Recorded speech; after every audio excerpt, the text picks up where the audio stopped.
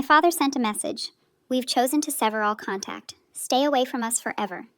My sister liked the text. I responded, I'll remove my name from every loan tomorrow. By midnight, the family chat was a storm of capitalized yelling.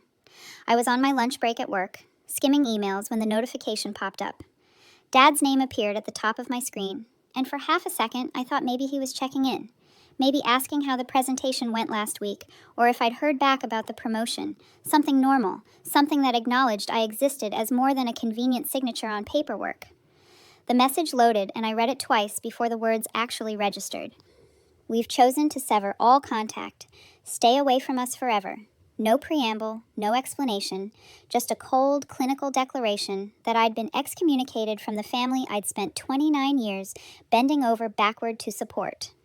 My phone buzzed again before I could even process the first blow. Madison had liked the message. My younger sister, the golden child who never met a family drama she couldn't make worse, had actually taken the time to react with a thumbs-up emoji to our father telling me to disappear. I sat there in the break room, my half-eaten sandwich forgotten on the table, staring at that little blue thumb. The fluorescent lights hummed overhead.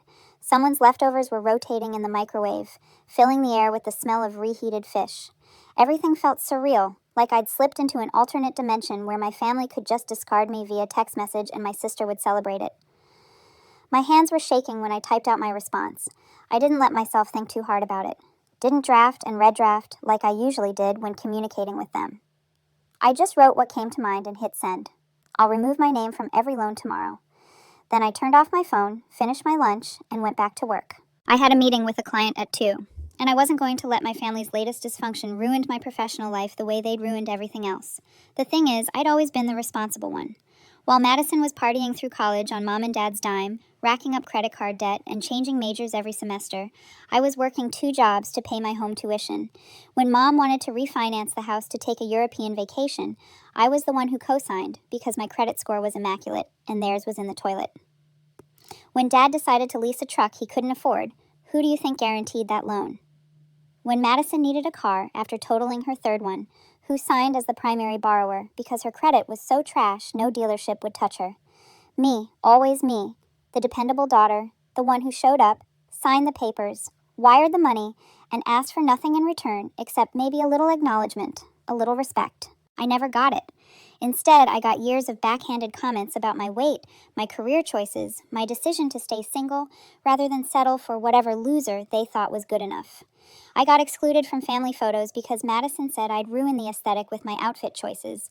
I got lectured about being selfish when I couldn't drop everything to help them move furniture or dog sit or drive 3 hours to attend some cousin's baby shower. But I kept showing up. I kept signing. I kept being the safety net because that's what family does, right? You support each other. You help when times are tough. Apparently, that philosophy only flowed one direction. I turned my phone back on during my drive home from work, and it immediately started vibrating like it was having a seizure. Texts, missed calls, voicemails. The family group chat, which I'd been added to years ago, but was rarely active in unless someone needed something from me, had exploded with activity. I waited until I was parked in my apartment complex before I opened it. Madison, are you serious right now? Mom, Charlotte, how could you threaten us like this? Dad, this is why we made the decision we did. You're vindictive and selfish. Madison, you're literally trying to destroy us. Mom, please reconsider. Let's talk about this like adults. Madison, I need my car. Charlotte, I have a job. That one almost made me laugh. Madison had worked at the same boutique clothing store for 6 months, and she'd already called out sick more times than she'd worked full shifts. But sure, tell me about how essential your car is. The messages kept coming, each one more frantic than the last. Uncle Tim had apparently been added to the chat, and he was weighing in with his usual wisdom about how family needs to forgive and forget. Aunt Laura was sending prayer hand emojis.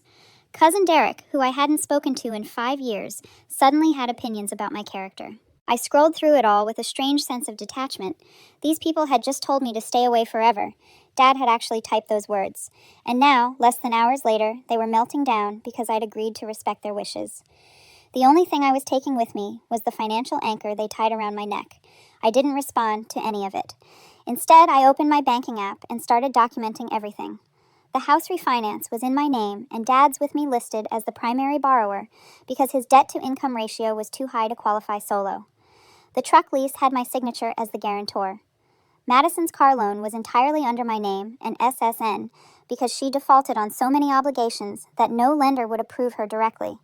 There was also the personal loan Mom had begged me to take out 2 years ago when she wanted to renovate the kitchen. $20,000 at a decent interest rate because of my credit, with monthly payments of $380 automatically deducted from my account. She was supposed to reimburse me. She'd made exactly 3 payments before the excuses started. I'd been carrying all of it every single month like it was my responsibility, making sure nothing went into collections, protecting the credit I'd worked so hard to build, even as my own savings stagnated and my dream of buying a place of my own kept getting pushed further away. Tomorrow, I'd start making calls. I barely slept, but when my alarm went off at 6:30, I was already awake. I made coffee, got dressed in my best business casual, and sat down at my kitchen table with my laptop, my phone, and a legal pad covered in notes. The house refinance was first. I called the loan sever at exactly 9:20 a.m. when they opened. The representative who answered sounded bored until I explained what I needed to do. I'm listed as a co-borrower on a mortgage, and I need to remove myself from the loan. Ma'am, you can't just remove yourself from a mortgage. The loan would need to be refinanced with the remaining borrower qualifying on their own, or the property would need to be sold. Perfect. What are my options for initiating that process? There was a pause. Is the other borrower agreeable to this? That's not my concern. I'm terminating my financial obligation to this loan. If the other party wants to keep the house, he'll need to refinance in his own name. If he can't qualify, the house will need to be sold. I'd like to start whatever paperwork is necessary to make that happen. The representative transferred me to a supervisor. The supervisor transferred me to their legal department. By the time I hung up, I had a clear understanding of the process. I could demand removal from the loan, which would trigger a refinance requirement. If Dad couldn't qualify a loan, and he definitely couldn't, the house would go into a forced sale situation. I felt nothing. No guilt, no satisfaction, just the grim determination of someone who finally decided to stop setting herself on fire to keep other people warm. The truck lease was next. That one was easier. I called the dealership, explained I was a guarantor on a lease I no longer wished to guarantee, and asked about their policies for guarantor removal. The finance manager wasn't happy about it, but he explained that if the primary leg couldn't secure an alternative guarantor or refinance the lease, the vehicle would be subject to repossession. You want to give written notice, he said, his tone clipped. Certified mail. We'll need to reassess the lessee's qualifications without a guarantor, and if he doesn't meet our requirements, we'll begin the recovery process. How long does that typically take? 30 to 60 days after we receive your notice. I drafted the letter before lunch. Madison's car was the one I'd been dreading. The loan was entirely in my name. Legally, it was my car. She was just driving it because I'd been trying to help her get back on her feet after her last disaster. The insurance was under my policy. The registration was in my name. I could just take it back. The thought sat with me while I ate a salad at my desk, scrolling through the increasingly unhinged messages in the family group chat. Mom was now claiming I was having some kind of breakdown and needed therapy. Dad was threatening to sue me for financial abuse, which would have been funny if it weren't so perfectly on brand. Madison had sent about 40 messages, ranging from angry to pleading to angry again, with several voice memos thrown in that I didn't bother listening to. Uncle Tim had apparently appointed himself the family mediator and was trying to organize some kind of intervention conference call. Aunt Laura was still sending prayers, but had also started subtly implying I was being controlled by Satan. The thing was, I didn't feel out of control. For the first time in years, I felt like I was thinking clearly. I called a friend from college who'd gone to law school and now practiced family law in a different state. We'd stayed close, mostly through occasional text messages and annual birthday calls, but she'd always been someone I could trust. Lauren, hypothetically, if someone co-signed on a bunch of loans for family members and now wanted out, what would be the cleanest way to handle it? She was quiet for a second. Charlotte, is this about your family? Hypothetically, right? Hypothetically, if someone had their name on loans as a guarantor or co-borrower, they'd have legal options, depending on the specific loan types. Mortgages are trickier and usually require refinancing or sale. Car loans and leases can often be resolved by demanding removal and forcing the primary borrower to requalify. Personal loans depend on the terms, but if you're the primary borrower and someone else benefited, you could potentially sue for repayment, though that's messy and expensive. What if the car loan is entirely in the hypothetical person's name and they just let a family member use the vehicle? Lauren laughed, but it wasn't a happy sound. Then, hypothetically, that person owns the car and can repossess it whenever they want. It's their property. What did your family do to you? I told her. Not everything, but enough.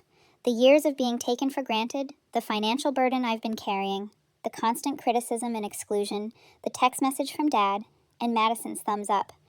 When I finished, Lauren was quiet for a long moment. Take the car, she finally said. Take it today. Don't tell them you're coming. Just go get your property back before they can hide it or disable it or do something stupid. And Charlotte, document everything, every loan, every payment you've made, every text message. If they try to take legal action against you, you'll need proof that you've been more than fair. I left work early, claiming a family emergency. It wasn't even a lie. Madison still lived with our parents in the house I was co-signed on, driving the car I owned, working her part-time job when she felt like it, and spending her money on whatever whim struck her fancy. I knew her schedule. She'd be at work until 6 o'clock, and Mom and Dad both had jobs that kept them out until at least 5:30. I had a spare key to the house and a spare key to the car. I'd kept them for emergencies, never imagining I'd be using them like this.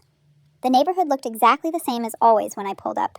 Neat lawns, identical suburban houses, American flags on a few porches.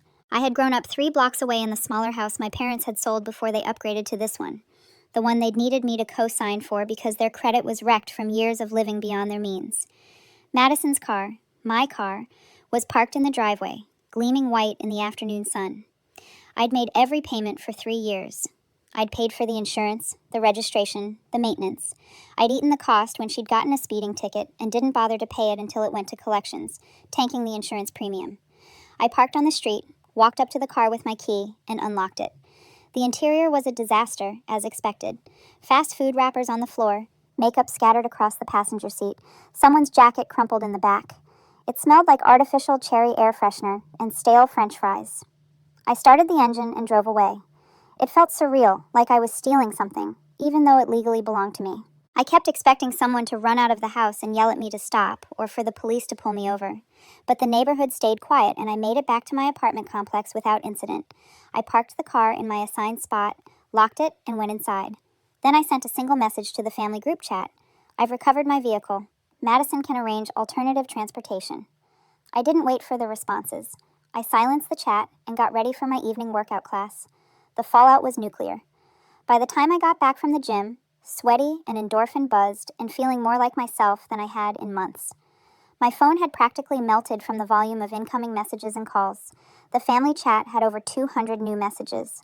I'd been removed and re-added 3 times, apparently as some kind of punishment, before they realized they needed me in there to yell at me. Mom had left voicemails crying about how cruel I was being. Dad had sent a text threatening to call the police and report the car stolen, which would have been hilarious if he'd actually tried it. Madison had posted something on Facebook about narcissistic family members and betrayal, tagging me in it until I untagged myself and changed my privacy settings. The extended family had also escalated their involvement. Cousins I barely knew were sending me private messages, calling me selfish and heartless. Uncle Tim had attempted a group video call that I declined. Aunt Laura had apparently started a prayer chain at her church specifically about my soul. The only person who hadn't contacted me was my grandmother, Mom's mother, who lived in a retirement community in Arizona and generally stayed out of the drama. She'd always been kind to me in a distant, polite way, sending birthday cards with checks for $50 and asking generic questions about my life during the holidays. Around 9:00 p.m., my phone rang with a number I didn't recognize. I almost didn't answer, assuming it was another flying monkey from the family tree, but something made me pick up. Charlotte. The voice was elderly, but firm. Grandma Ruth. Hi, Grandma. Your mother called me this afternoon extremely upset. She said you've stolen your sister's car and are trying to force them out of their home.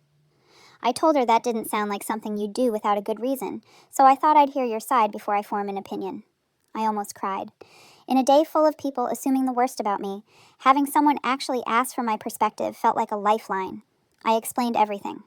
The loans, the years of being the financial safety net, the constant criticism, the exclusion from family events, the text from Dad, Madison's reaction, the decision to finally extract myself from obligations I should never have taken on in the first place.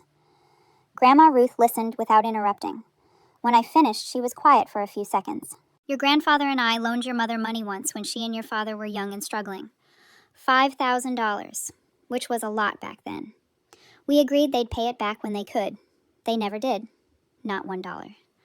When we brought it up years later, your mother said she didn't remember it as a loan, that she thought it was a gift. She seemed genuinely confused that we expected repayment. She sighed, and I could hear her shifting in her chair, the phone rustling against fabric. Some people go through life assuming the world owes them support without reciprocation. Your mother is one of those people. She raised Madison to be the same way. I'm sorry they've treated you like an ATM instead of a daughter. You're doing the right thing by protecting yourself, even if they can't see it. We talked for another 20 minutes. She told me stories about my grandfather who'd passed when I was 12 and his insistence on financial independence and integrity. She asked about my job, my apartment, my life outside of the family chaos. She listened like my answers mattered. Before we hung up, she said, I'm updating my will next week. I've been planning to split my estate between your mother and her brother, but I think I'll make some adjustments. You deserve to benefit from family support, even if it comes after I'm gone. I tried to argue, but she shut me down gently. Charlotte, let an old woman do what she wants with her own money. It'll give me peace. After that call, the family's hysteria felt more manageable, like I had at least one person in my corner who understood. The next 2 weeks were a masterclass in boundary enforcement. I blocked Madison's number after she sent me a string of messages that crossed from angry into genuinely unhinged. Mom got filtered, so her calls went straight to voicemail, though I did listen to them occasionally, morbidly curious about the escalating manipulation tactics. Dad tried to have his lawyer send me a threatening letter, but since I hadn't actually done anything illegal, it was mostly bluster. The house refinance process moved forward. Dad applied to refinance the mortgage in his name alone and was unsurprisingly denied. The loan servicer began proceedings for a forced sale. I contacted a real estate attorney to make sure my interests were protected and that I'd receive my portion of any equity once the house sold. The truck lease was easier. The dealership sent Dad a letter demanding he either provide a new guarantor or return the vehicle. He managed to find somebody from work who agreed to co-sign, probably without fully understanding what he was getting into. So, at least that problem resolved itself without the truck being repossessed. Madison's transportation situation became a whole saga on social media. She posted daily about the injustice of having her car stolen by her terrible sister, conveniently leaving out the part where it had never been her car to begin with. She set up a GoFundMe to raise money for a new vehicle, which raised about $300 before people apparently got tired of her story. Eventually, Mom and Dad bought her some ancient Honda Civic from Craigslist, which she immediately complained about online because it wasn't new and didn't have the features she wanted. I watched all of this from a distance, my social media accounts locked down tight, feeling nothing but a vague sense of relief that I wasn't part of the circus anymore. Work became my sanctuary. I threw myself into projects, volunteered for extra responsibilities, stayed late to help colleagues who were swamped. My boss noticed and mentioned it during a one-on-one meeting. You've really stepped up lately, Charlotte. The client presentation last week was exceptional, and I've heard great things about how you're mentoring the new hires. Thanks. I've just had some extra energy to redirect recently. She smiled knowingly. Sometimes cutting dead weight from our personal lives frees us up to thrive professionally. Keep it up. We're talking about promotions in the next few months, and your name is definitely on the list. I left that meeting feeling lighter than I had in years. 3 months later, I got the promotion. A title bump to senior account manager and a 15% raise. The extra money went straight into my savings account, building towards something that was actually mine. The house sold after 3 months on the market. It was a decent property in a good school district, so it moved relatively quickly despite the forced sale circumstances. After the mortgage was paid off and the realtor's commission taken out, there was about $40,000 in equity. My attorney made sure I received my portion, which came to $20,000 once everything was divided appropriately. Since I'd been making the majority of the mortgage payments for years, while Dad contributed minimally, my lawyer had documented everything to justify the 50-50 split of the remaining equity. Dad sent me a text calling me a vulture for taking their money. I didn't respond, just forwarded the message to my attorney in case we needed it later. What surprised me most during those months wasn't the anger from my family. I'd expected that. What caught me off guard were the people who crawled out of the woodwork to share their own stories. My dental hygienist, during a routine cleaning, mentioned she'd overheard me on the phone in the waiting room weeks earlier and had been thinking about her own situation with her brother ever since. A guy from my gym, someone I'd exchanged maybe 10 words with total, approached me one day and said his girlfriend had been supporting her entire family for years, and it was destroying their relationship. People saw what I was doing and recognized their own trap situations reflected back at them. One woman from my book club, Patricia, invited me to coffee specifically to talk about it. She was in her late 40s, well-dressed, successful by any external measure. We'd never been particularly close, just friendly acquaintances who showed up to discuss the same novels once a month. My son is 32, she told me, stirring sugar into her cappuccino. He's lived with me for 8 years, rent-free. He works sporadically, spends his money on gaming equipment and eating out, and every time I suggest he contribute to household expenses or start looking for his own place, he tells me I'm being unsupportive, that real mothers don't charge their children rent. She looked exhausted just talking about it. Last week, he asked me to co-sign on a car loan because his credit is non-existent. Something in me just broke. I thought about you, about what you did, and I told him no, just no. No explanation, no justification. He hasn't spoken to me since. He's living in my house, eating my food, using my utilities, and giving me the silent treatment like I'm the one being unreasonable. What are you going to do? I asked. I'm giving him 60 days notice to move out. I looked up the tenant laws, and even though he doesn't pay rent, I have to formally evict him. Can you imagine having to legally evict your own child because he refuses to be an adult? We sat there for a while. Two women who'd spent years being taken advantage of by family members who viewed love as a transaction that only went one way. Does it get easier? She asked. The guilt? I thought about it. The guilt gets quieter. It doesn't disappear completely because we were raised to believe that saying no to family makes us bad people, but it becomes background noise instead of a screaming alarm. You start to realize that real love doesn't require you to destroy yourself. She nodded slowly, then raised her coffee cup to being bad daughters, and worse mothers, apparently. I clinked my cup against hers to having boundaries. The personal loan from Mom's kitchen renovation haunted me for weeks after I dealt with the other obligations. $20,000 that I'd borrowed in my name for her project, with her promise to reimburse me. I'd been making payments for 2 years, and she'd contributed maybe $12,200 total. I'd paid over $9,000 of my own money into her kitchen. My attorney suggested I could sue for repayment, but the cost of litigation would eat up a significant portion of what I'd recover, and the emotional toll wasn't worth it. Instead, I made a calculated decision. I stopped making payments. My credit score took a hit. It dropped about 60 points over the course of 8 months as the missed payments stacked up. The account went delinquent, got charged off, and eventually sold to a collections agency. It hurt to watch, like seeing something I'd carefully built get deliberately damaged. But here's the thing. That loan was going to follow me for years either way.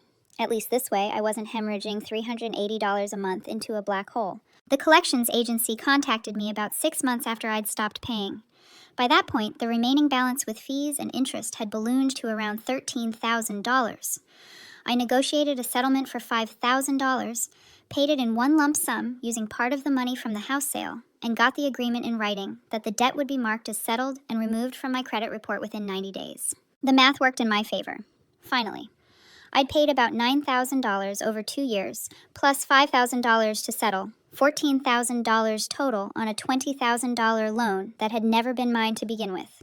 Mom got a $6,000 discount on her kitchen renovation, courtesy of my willingness to torch my credit score temporarily. Mom never said a word about the missed payments, which told me everything I needed to know. She hadn't been monitoring it, hadn't cared enough to check if I was still carrying her burden.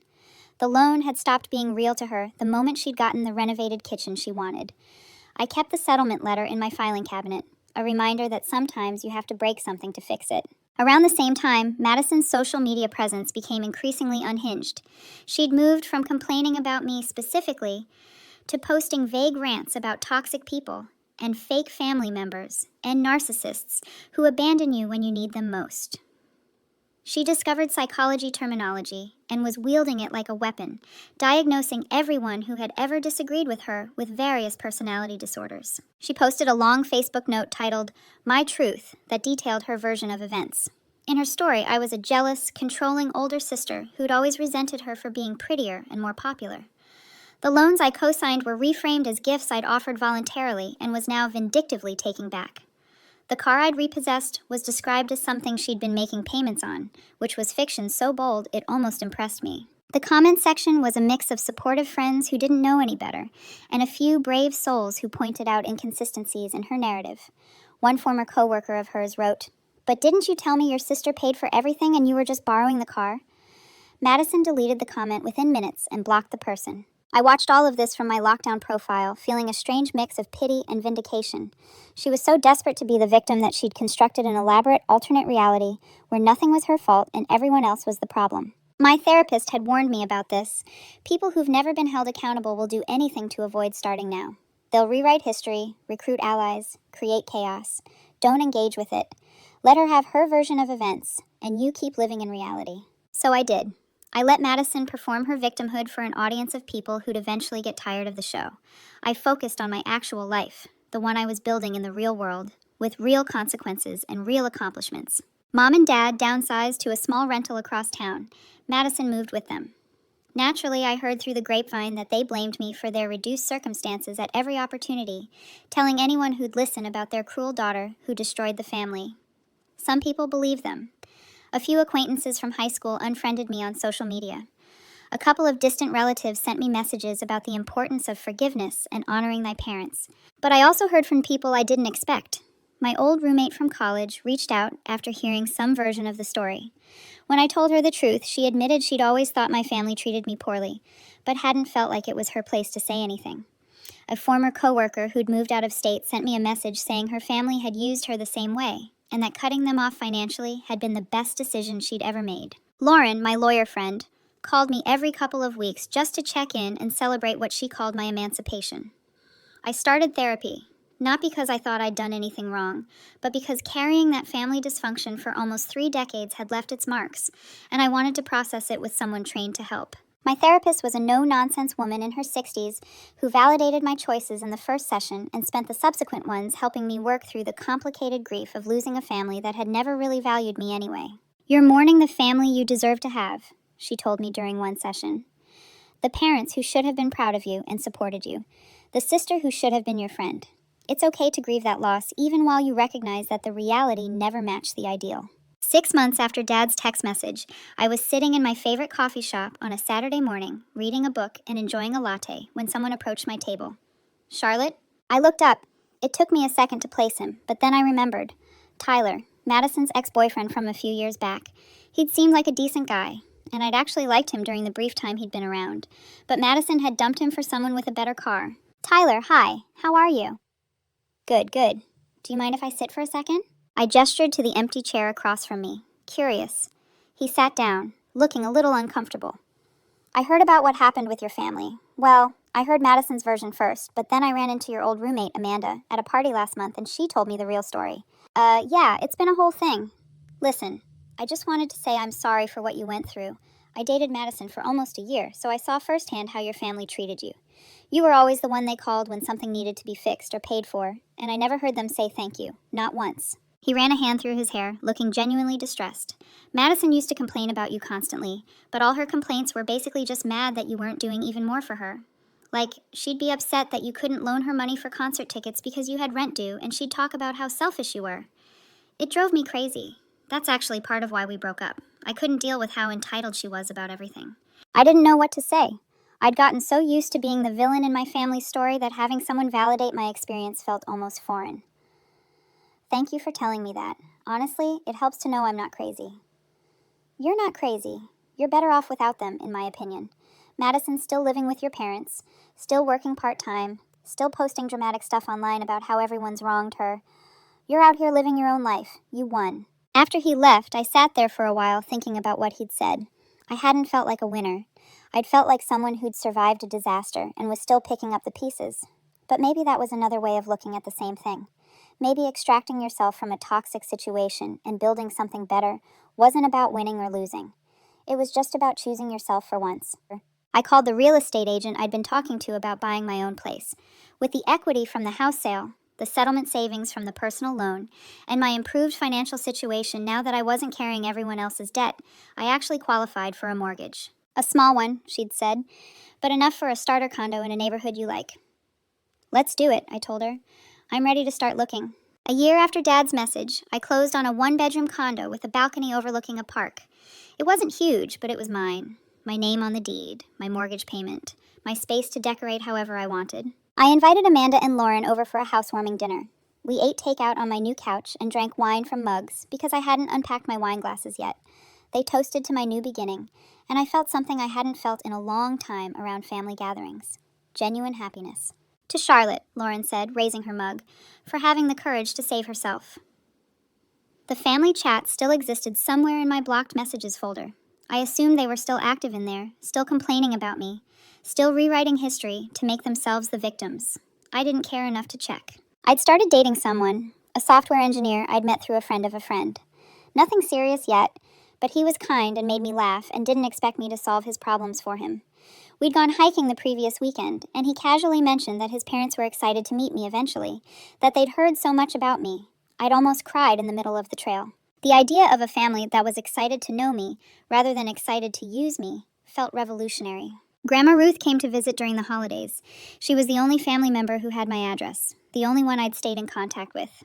We had dinner at a nice restaurant downtown, and she gave me a check for $5,000 as a housewarming gift.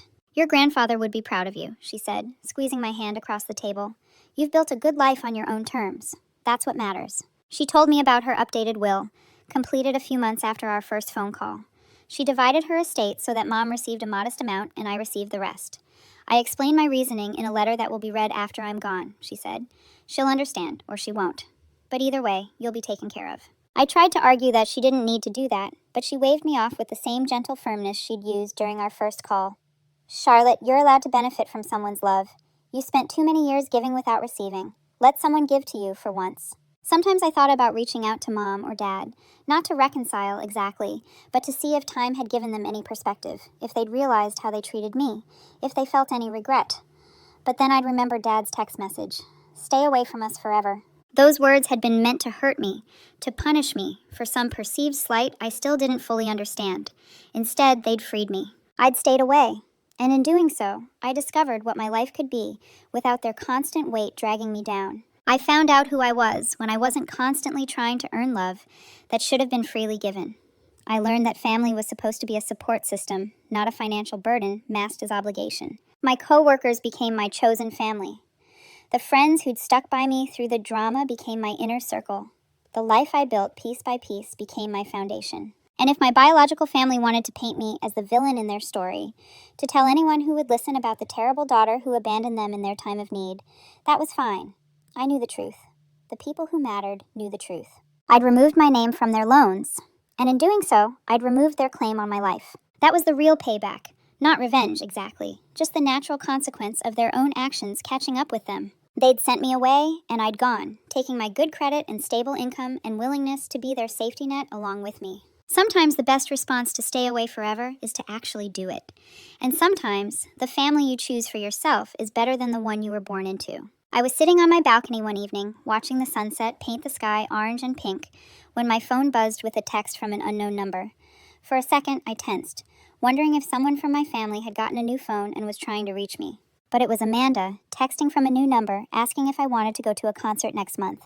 Nothing dramatic, nothing heavy, just a friend reaching out to make plans. I smiled and typed back a yes, then set my phone aside and went back to watching the sunset. Life was good.